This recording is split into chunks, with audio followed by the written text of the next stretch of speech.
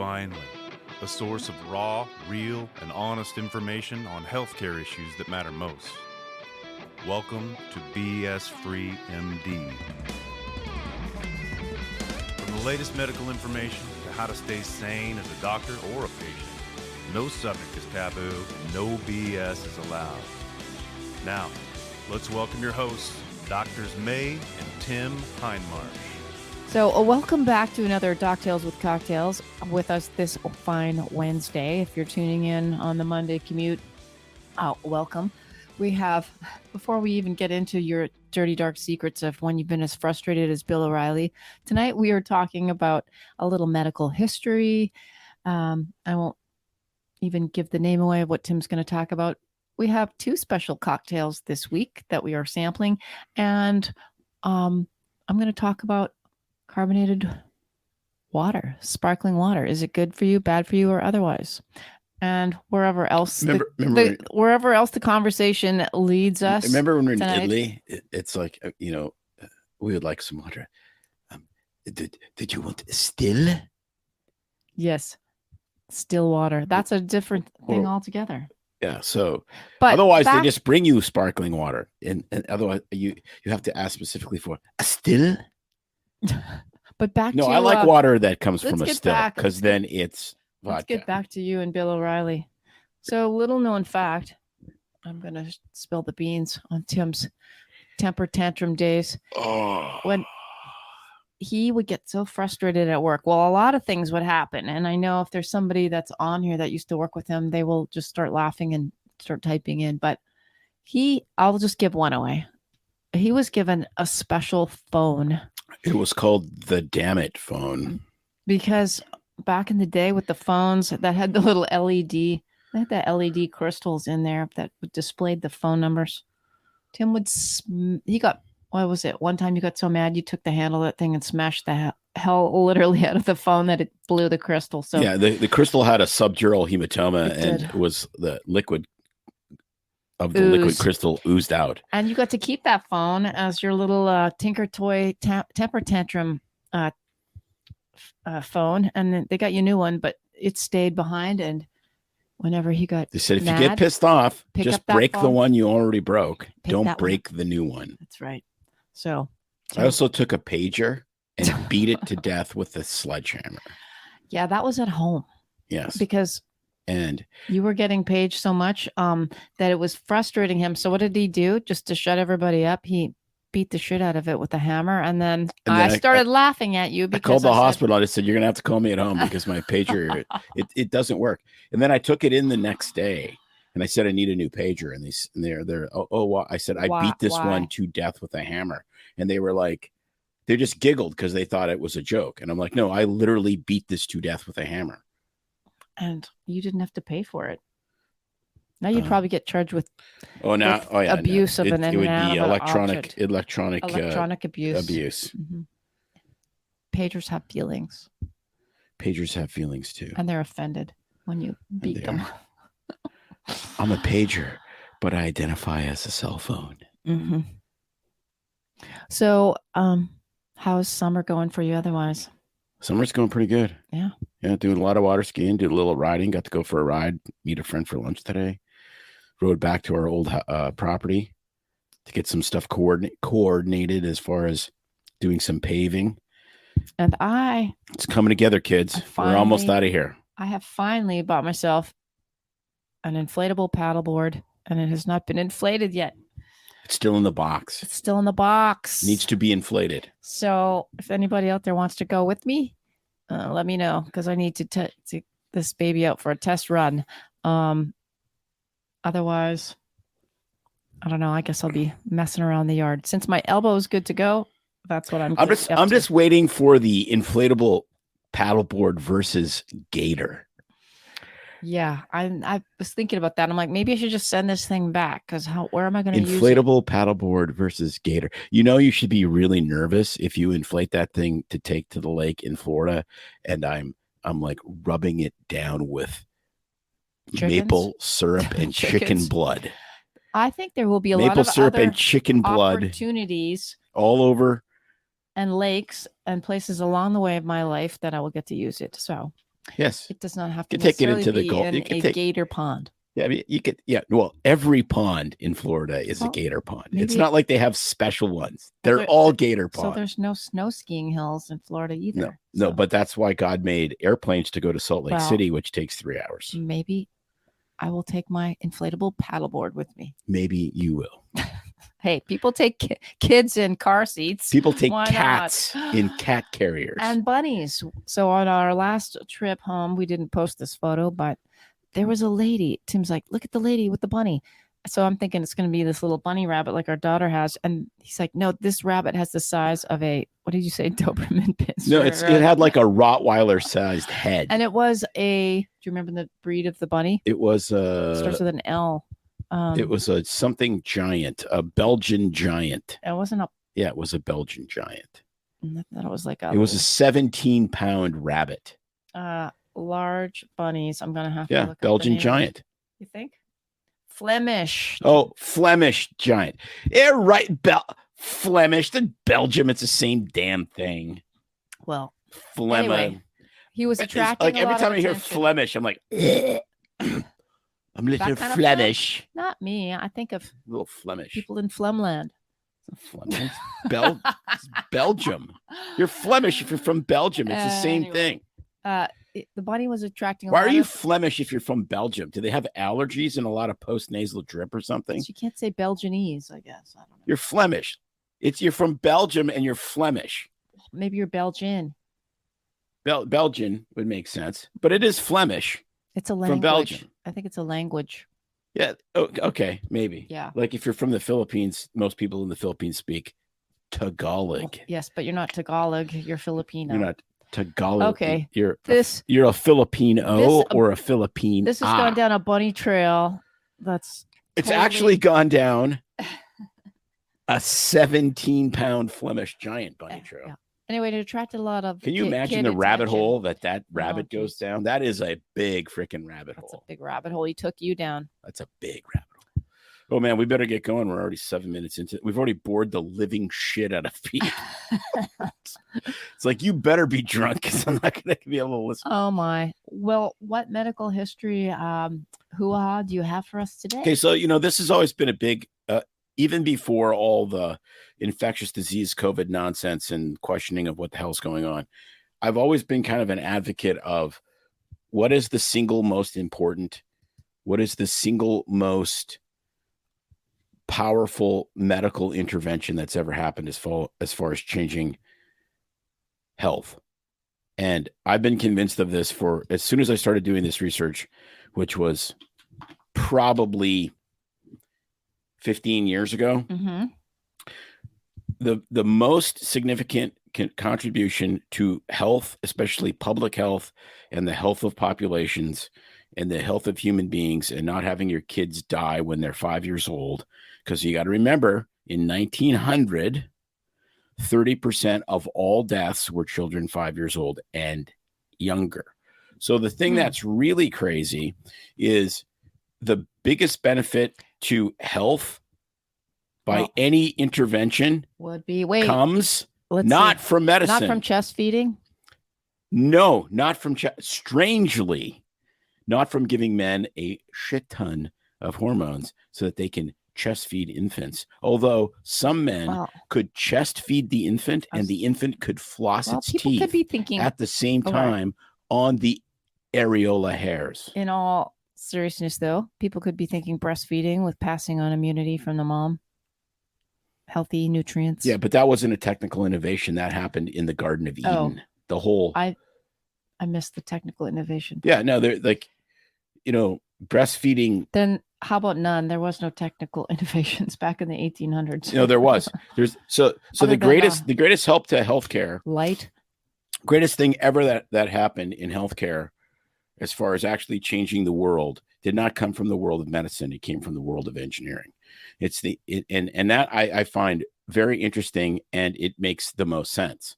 We look to healthcare and healthcare systems to keep us healthy. That's not what keeps anybody healthy. What keeps you healthy is living in a relatively or very clean environment, having food that's good, and the higher quality, the better, getting exercise, getting sunlight, having clean water, etc.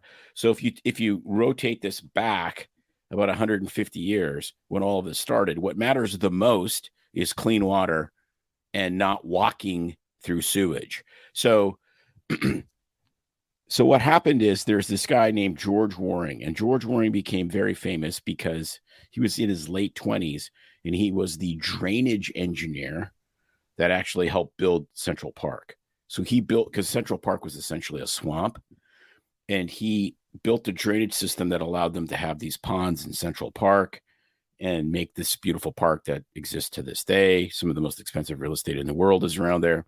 So he became really famous in water drainage systems and sanitation. Now, the thing that's interesting about this is Central Park was built in the late 1850s. Okay, germ theory never really came around in earnest until Koch's postulates, which was 1884. So Memphis had this terrible problem.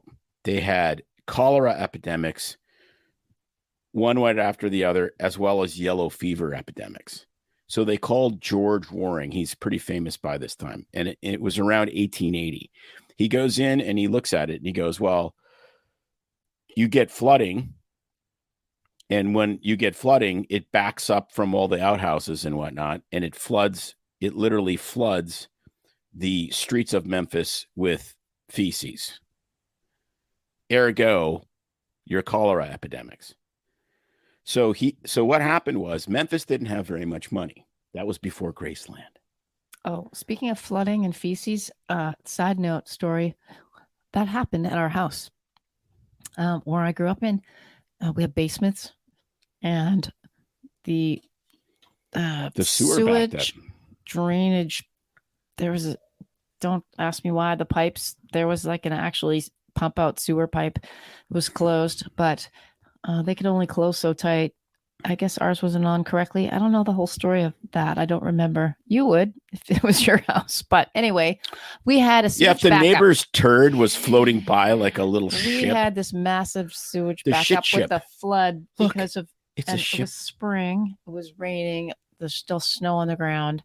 And everyone's sewers, they had gotten frozen, backed up. And it was a probably 4 foot deep pool of shit, and in everybody's basement, ours included, and everybody had these sump pumps pumping them up because everybody had these egress windows into the basement, and it was just so gross because everybody's pumping this stuff out into the snow outside their house onto the lawn. Imagine that. So you got to live in 1860s and New we York joked City. about it, saying, we had a built-in swimming pool, but after that everybody had their septic pump or septic drainage thing sealed completely. So anyway, I've lived through that. So go. So anyways, yeah, that's nice. That was a nice that was in the 70s. Sure, people. So at any rate,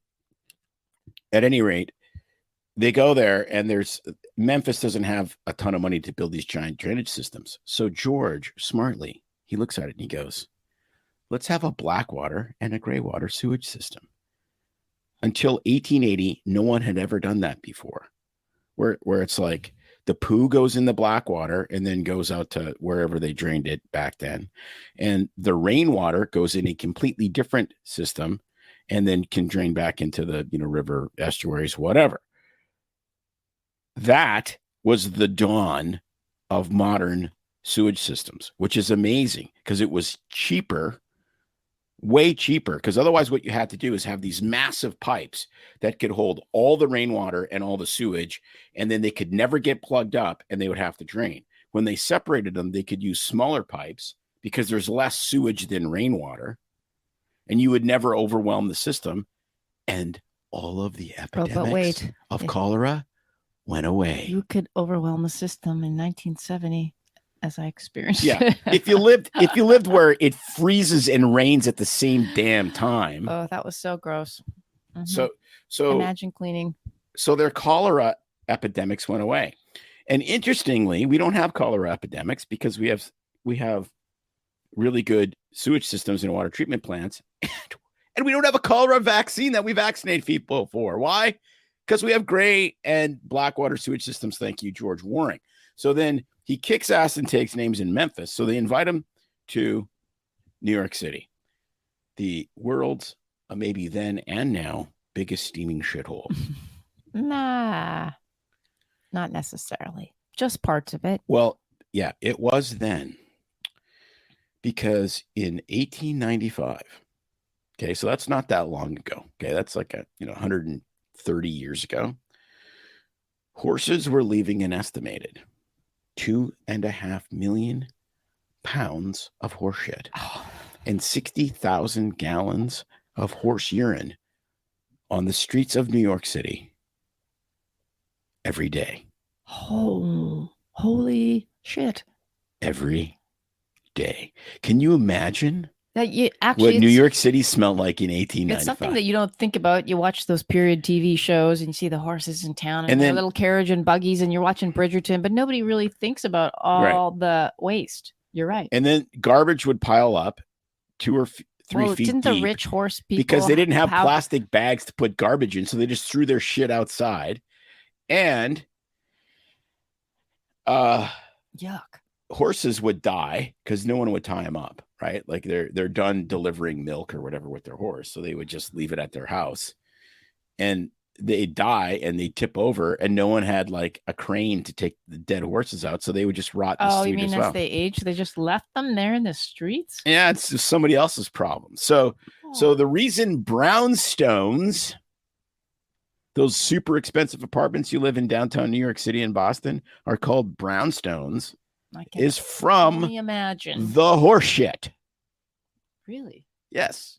Not throwing it out the chamber pot out the window. Right. Well, and that's what you would do, right? And so George Waring literally came up with this idea of having all these sanitation workers. They said you can't have a horse in the street when it's nighttime. The horse has to go to a stable so they could contain everything there. And then they had like this army of people that would start shoveling, that would clean the streets up. Mm-hmm. And then as time went on, they brought in sewer systems and then water treatment plants and whatever. So that is the beginning of really what battled infectious disease. Wow. Was just cleaning, And we get worked up about people not picking up their little dog doo-doo in the nice little bags when they take them for a walk. But that's exactly right? Okay, your Pomeranian just like shit a dime. And that somehow you didn't clean it up and you're the worst person in the world. Maybe you could tolerate 1 million pounds of horse manure. Maybe 1 million pounds. Well, can you imagine in but Africa? 2.5 million pounds. Riding an elephant? What it's like in India? Yeah, but it's dirt. Like when you're riding on dirt, it's different than when you're like, and that's what people don't understand. No, it's I like mean, all the people moving around on elephants over there, and remember we looked that up one time, how many pounds an elephant craps in one day? It's a lot. It's like 500 pounds worth or something. No, it's crazy. But I'm just like, people that are like, it's getting worse. It's never been this bad. Well, some things maybe have never been this bad as far as, our dependence on technology and all of these the health of society. But modern life is way better than 2.5 million pounds of horse shit in your streets. And that's what's so crazy about when you look at modern innovations like, AC electricity that you can transmit for thousands of miles. And, the estimates, if you took the power grid out, is in 6 months, you'd kill, what is it? Like 80 or 90% of the people in the United States would be dead because all the critical infrastructure is done. You don't have water treatment plants. You don't have garbage disposal. You don't have air conditioning. You don't have hospitals. You don't have production of medications. You don't have all that stuff just goes away. Wow. And frightening. Yeah. How much we rely on electricity. Right. And not so frightening on how much we rely on clean sanitary conditions. Well, and that's the thing, right? Because you hear all this talk about, vaccines change the world, and they very well may have, or antibiotics change the world, and they very well, they definitely, they have to a certain degree. How long that will remain a good thing, we don't know, but they have changed the world. Modern medicine has changed the world.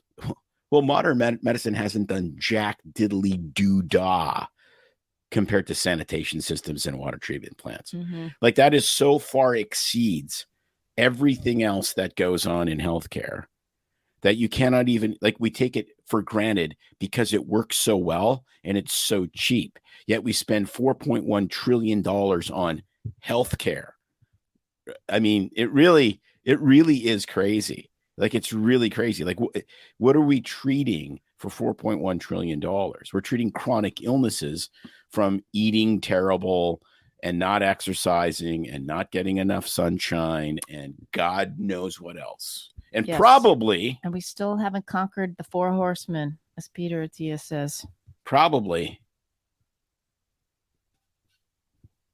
drinking too much Mountain Whiskey Company, Montana Whiskey Company bourbon. This stuff is fantastic. It comes in a little stainless steel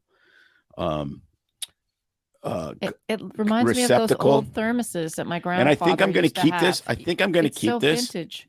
It fits perfectly. Someone told me this. It fits perfectly in a cup holder of a car. And I think I'm going to fill it with iced tea just to screw with people. But wait. And drive around.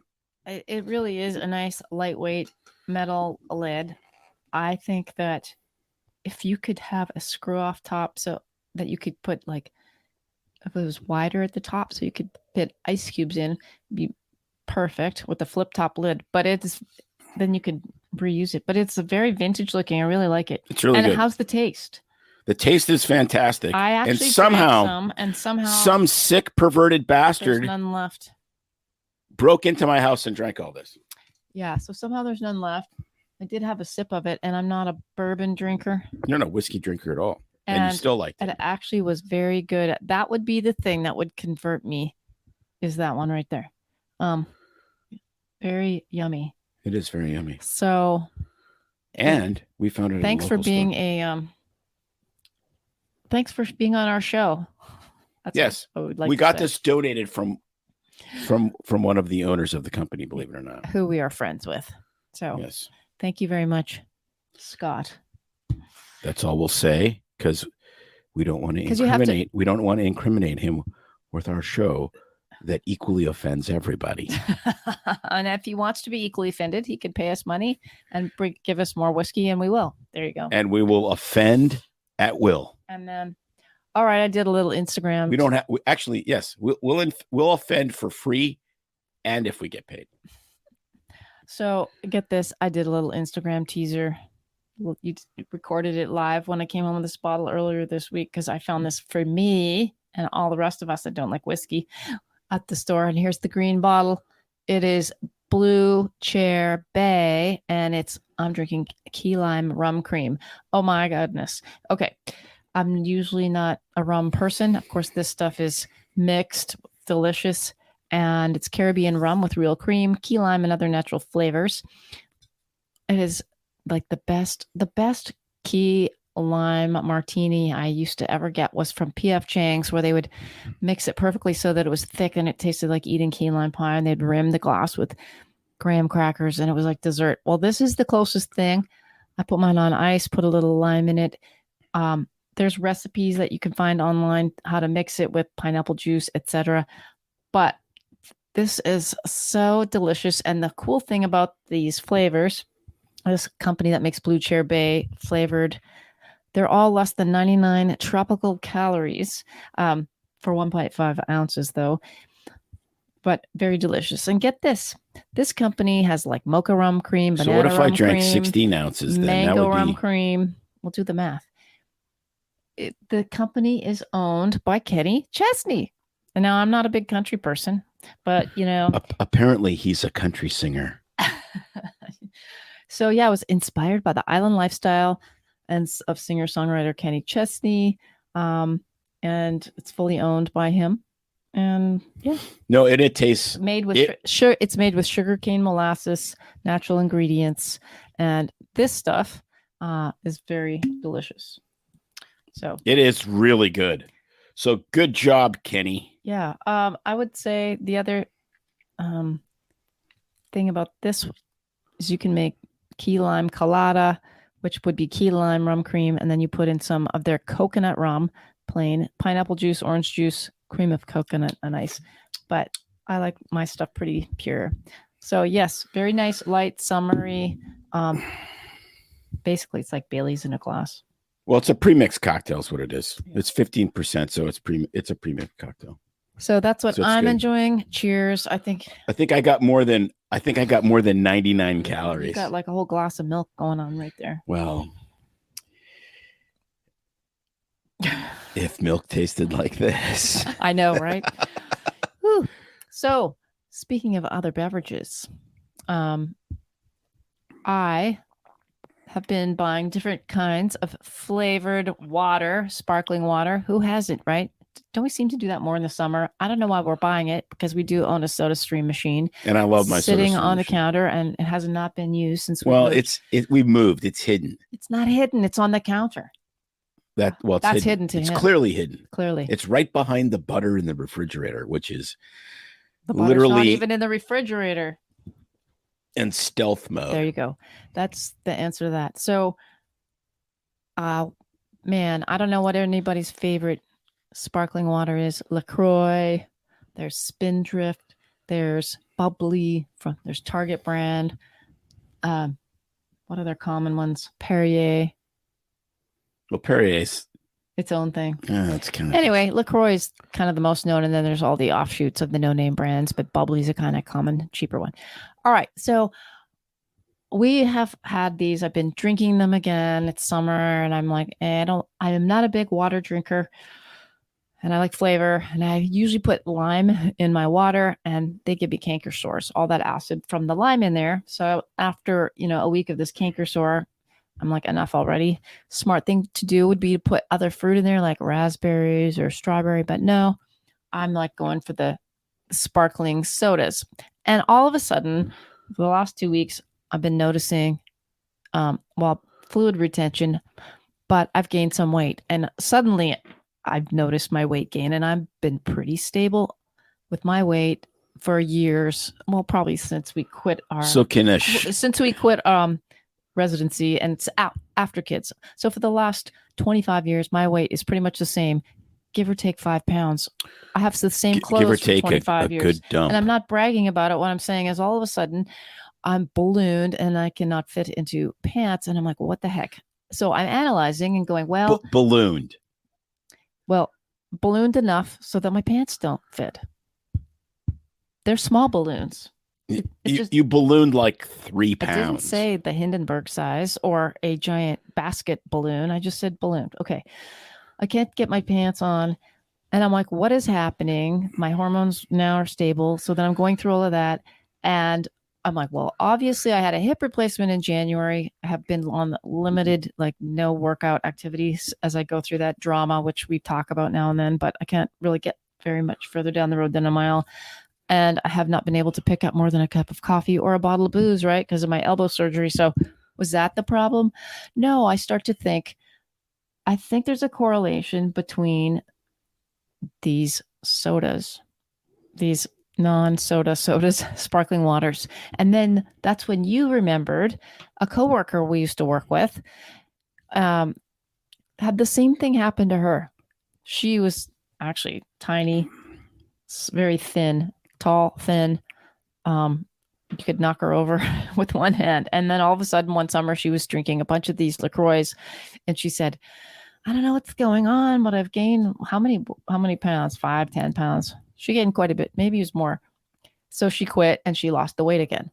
So I'm thinking, what the heck is happening? Is this a real phenomenon? And do these sparkling drinks make people gain weight? So I had to look it up. And are they good for you or bad for you? What the heck? Because if you look on the ingredients list, do you know what's in a thing of LaCroix? Have you ever looked? I thought they had 0 sodium, the actual LaCroix. Well, not that sodium makes you gain weight. That's also bullshit. Right. Well, so some of them do have sodium in them. Some of them so they'll have sodium citrate or citric acid as preservatives. And some of them do, like Spindrift is a brand that they actually use natural flavors, and they actually put real juice in there to the point where they have a little bit of sugar and it's 7 calories or something. But LaCroix itself is 0 calorie, and they claim that the only thing that's in there is the carbonated soda. So this is carbonated water, and natural flavors. Okay. So I'm like, well, how can this be? So I started doing a bunch of research on this, and I'm like, what are those natural flavors? So it really depends on the company, but get this. LaCroix apparently, which describes its natural flavors, and everybody wonders what's in it, is a sort of a secret, a trade secret. And the FDA has basically said, and I got to find it, that natural flavor is kind of a mysterious thing. The FDA does not define what's in it, but LaCroix says it's some kind of essence. And essence means you can use the word essence to constitute flavoring constituents derived from a spice, fruit or fruit juice, vegetable or vegetable juice, edible yeast, herb, bark, bud, root, leaf, or similar plant material, meat, seafood, poultry, eggs, dairy products, or fermentation products thereof. It can be anything in that realm, but it's some kind of essence flavor of that. And what I think LaCroix says that essence is just a feeling you get from drinking the beverage, or some kind of BS like that. So technically, there's no sodium citrate or citric acid in the LaCroix themselves. If you were drinking a ton of Spindrift brand, you'd have to consume a whole lot because it's only 7 calories. Why does it make you swell up then? Apparently, at one point, looks like 2019, some lady sued LaCroix because they did a test in which they thought that there was some compound called linalool, which is used to kill cockroaches. It's some insecticide.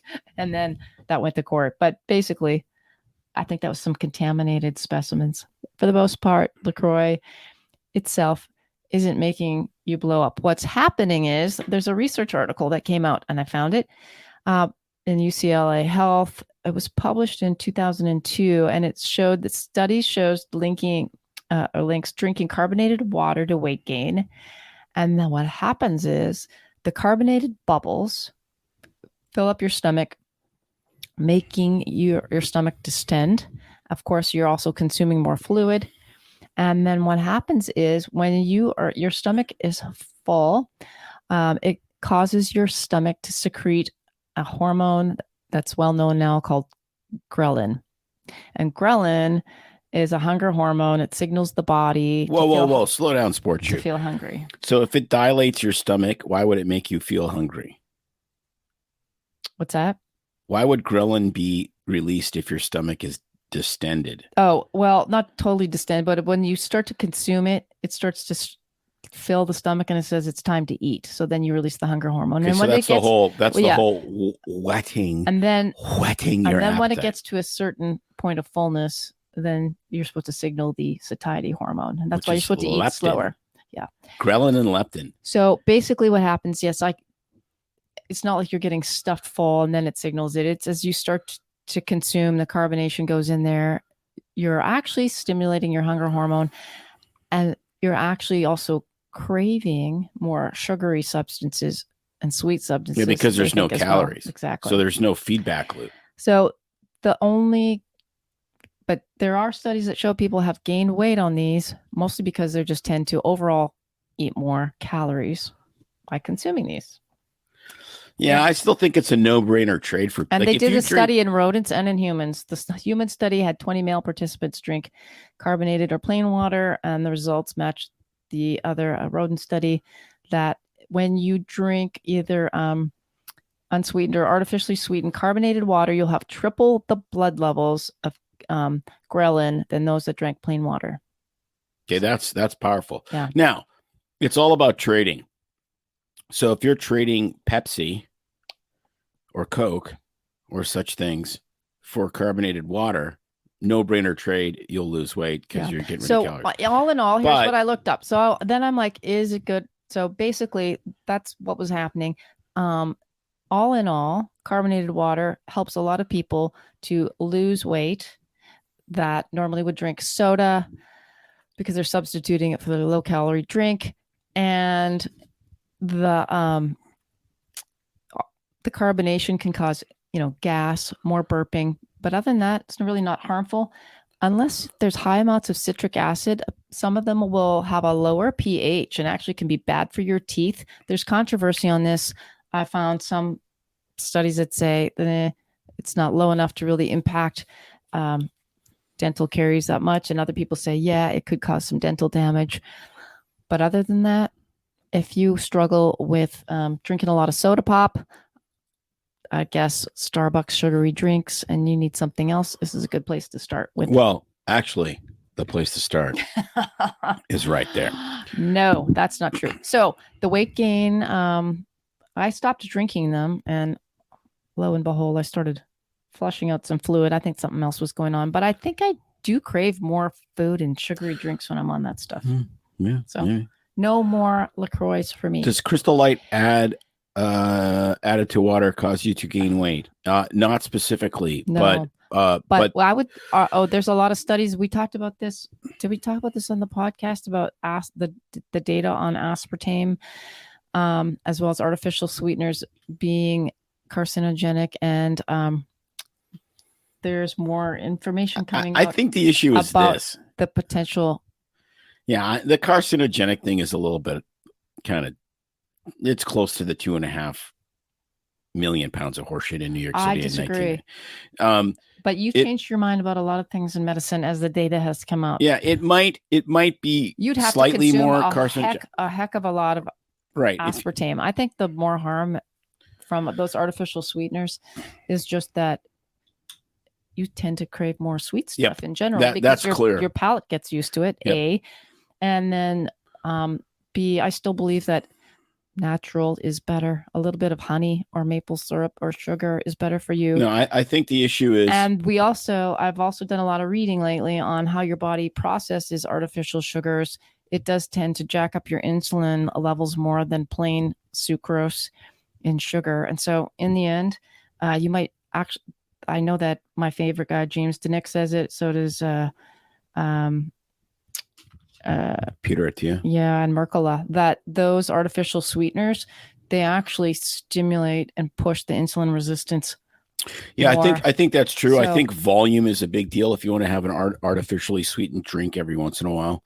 I don't think that's a big deal. I think the but bigger. If you're drinking them daily and all the time, it really does mess up your insulin metabolism and your insulin. Yes, and I think the bigger issue for people is, why do you have to have something sweet all the time?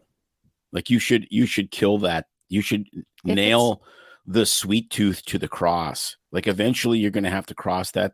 Like everyone that has lost weight and kept it off changes their palate. Well, you know what they say, and Anthony Chaffee would say it, and same with anybody else that follows this total keto. It's like, well, why do you have to have blueberry? It's because you're craving sugar.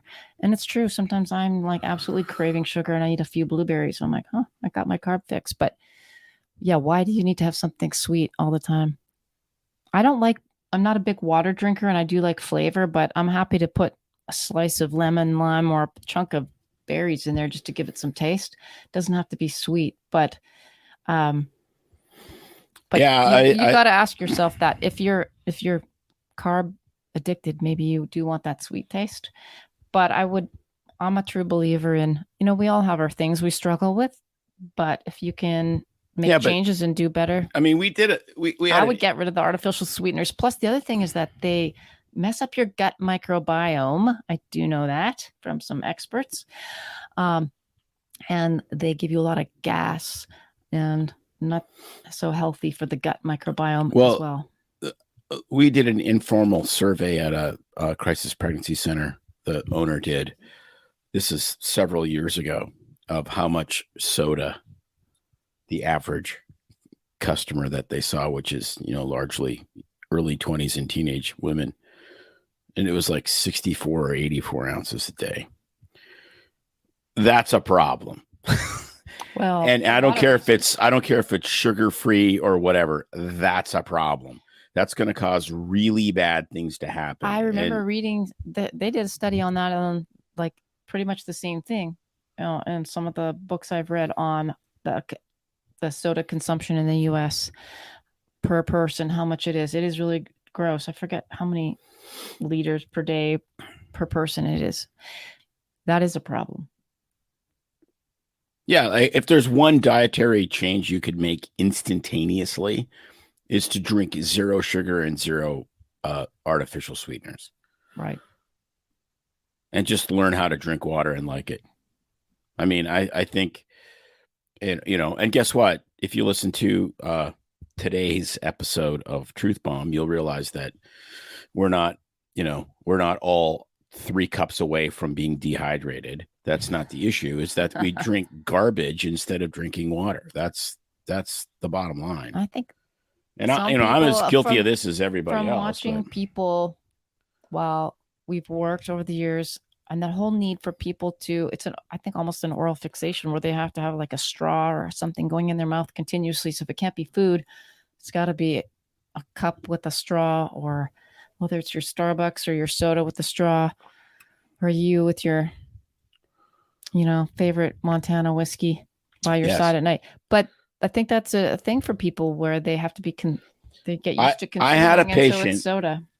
I had a patient a million years ago, and she's like, how come I can't lose weight? And she is sitting in the office with a 1.5 liter bottle of Mountain Dew. And I said, how much of that do you drink?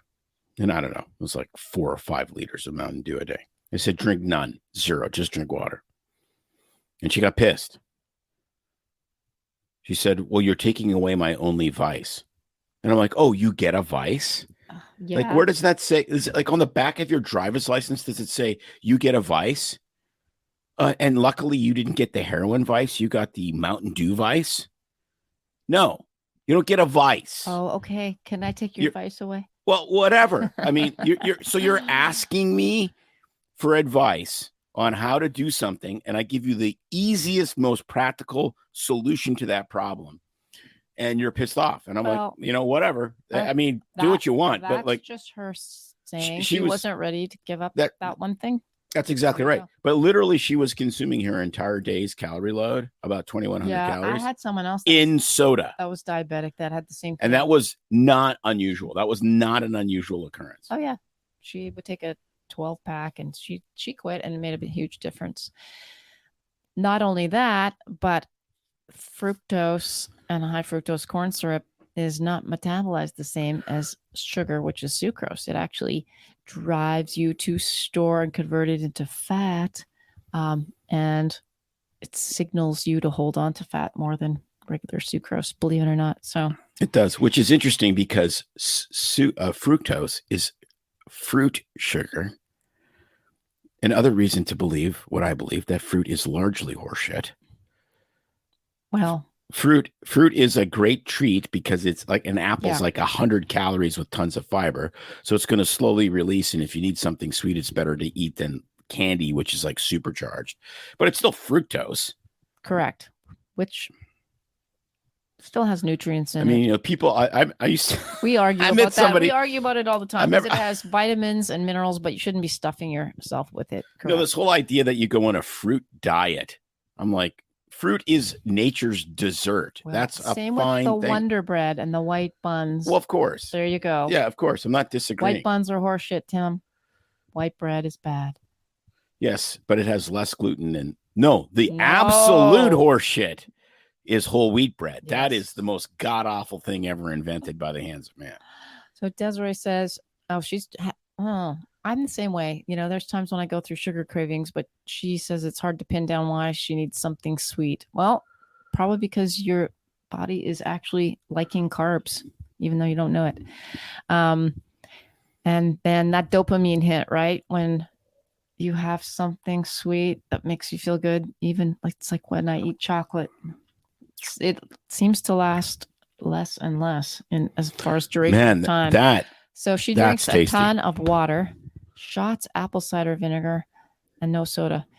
you're good, because if you mix a soda, especially baking soda and apple cider vinegar, you have yourself a homemade volcano. You do. Oh, Would and you 3 be- cups of coffee. Yum. I love coffee. No, but get this. Okay. No, coffee is good. Coffee's good for you.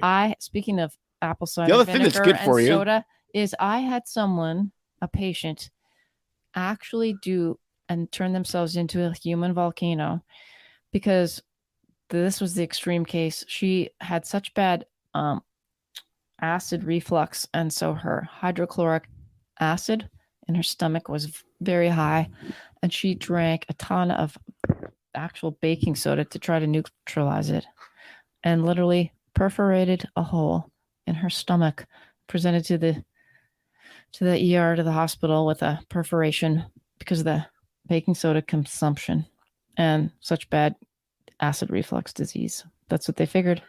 So wow, chugging baking soda, I don't recommend. Wow, if so you have she really never bad did the acid baking reflux. soda and vinegar volcano. No, she just had her own vinegar in her stomach. Plus, there you go. And then do some jumping And jacks. she actually lived. Do some jumping jacks. Yes. Well, alrighty. Enough of that advice as we continue to consume our highly sugary cocktails. Yeah, but it's totally only hypocrites. 99 calories per serving. They don't, the serving's only 1.5 ounces, which. Anyway, this week I had a great truth bomb drop today. So if you haven't listened to our podcast Wednesday mornings, or I guess they're all day now when they come out there forever. This week's is all about heat and hydration. And if you have a kid in sports, you're in sports, you exercise outside in the summer at all, or you're worried about anybody overheating or dehydrating, you need to listen to that episode.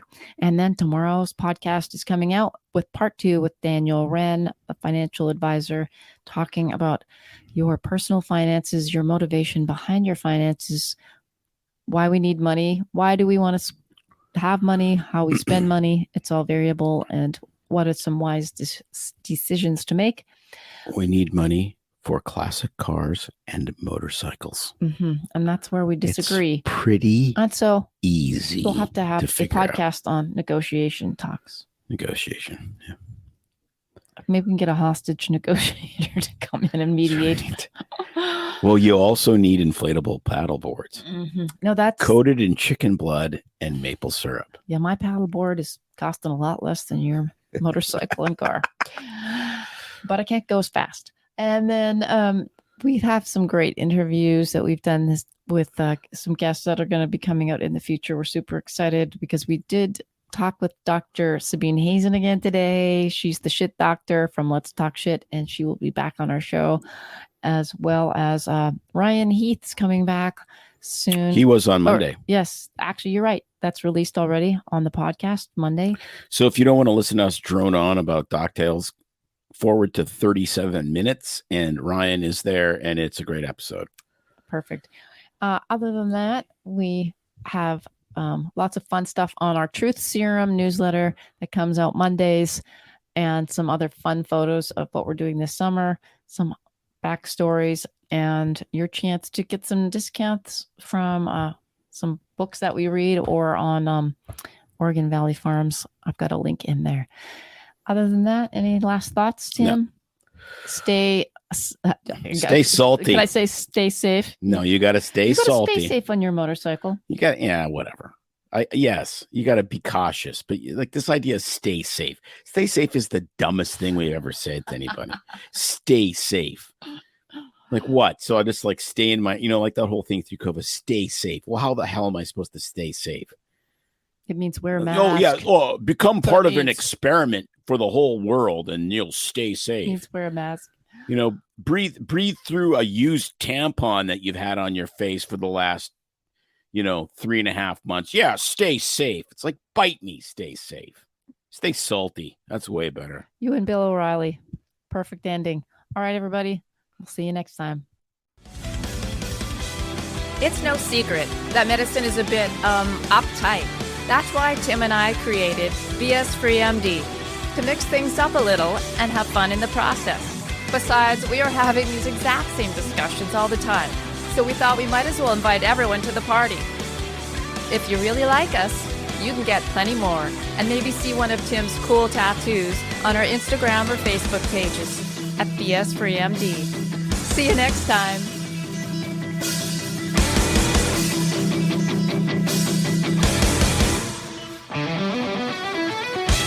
But we try to keep BS Free MD as raw and real as possible. We can't be held responsible for any medical decisions or discussions had as a result of what you've heard on the show. We know, bummer.